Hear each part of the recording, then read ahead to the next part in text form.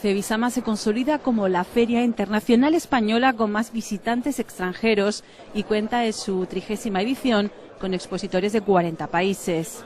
Esta feria internacional de la cerámica, la piedra natural, el equipamiento de baño, las fritas y los esmaltes y la maquinaria cerámica se celebra del 7 al 10 de febrero en Feria Valencia y cumple 30 años como escaparate de un sector tan vital para nuestra comunidad.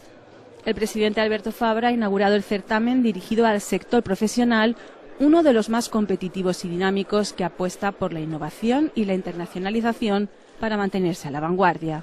Consciente de la importante labor que realizan las empresas azulejeras como motor para la economía valenciana, el Consell ha otorgado ayudas por un importe cercano a los 50 millones de euros para permitir su desarrollo en materias como I+D, aumentar la eficiencia energética y potenciar la internacionalización.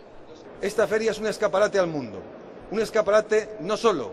de los productos que aquí están en Cebisama, sino un reflejo de cuál es nuestro carácter, de que no nos rendimos ante ninguna situación complicada y que buscamos siempre ese elemento diferenciador que nos distinga del resto. Además, se va a trabajar conjuntamente con el Gobierno de la Nación para mejorar las condiciones de acceso a la financiación para pymes y otorgar una mayor cobertura de riesgo para la exportación.